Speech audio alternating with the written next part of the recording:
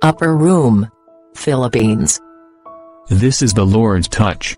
To show His love to God's family and His people. Praise God. Hi. This is Upper Room Philippines God's Word Sharing. Ako po si Kuya Linel, patuloy na nagbabandila na buhay ang ating Panginoon. Today I'd like to speak on that aspect of religion. Amen. And this personal relationship with Jesus. Alam niyo po noon, I was so sold out to the concept of religion as paramount. Na kung anumang relihiyon na aking kinamulatan is it's supreme. At yung ako ay idako pa sa ibang katuruan, ibang relihiyon is a big no. Ngunit ako pinabahagi na ng salita ng Panginoon on John 3:3, for which Jesus' words had me realizing things na wika, unless a man be born again, he cannot see the kingdom of God.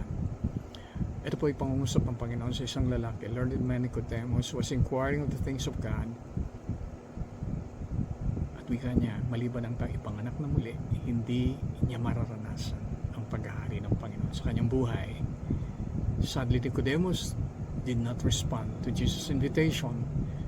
And the Nicodemus in me did not respond to, kasi isip ko ibang relihiyon to Pero tiningnan ko, naroon naman ang mga salitang ito both in the Protestant and Catholic Bible. Napag-isip ko na yeah, I may have my religion, but what about that personal relationship with Jesus?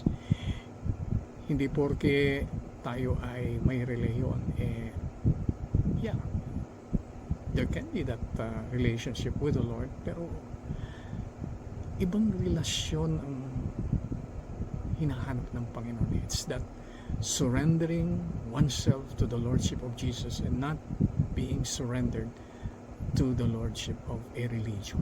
Kasi ang Panginoon hindi naman naparito para magtatag ng religion, and Christianity was never intended to be this religion, and Christ should not be put into that box of religion, kasi religion is not binding, and Jesus came to end the whole, and sorry for the word, bondage of religion, especially religion that promotes the worship of idol.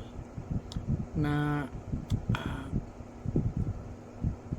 wika sa Exodus 20 verses 4 and 5, thou shalt not worship idols, because it visits the iniquity of the fathers to the children unto the third and fourth generation. Ang pagsamba sa Diyos-Diyosan ay magdudulot na hindi kagandahang bagay, sumpa, natataglay ng ating mga anak tungo sa ikatlo at ikaapat na salinlahi.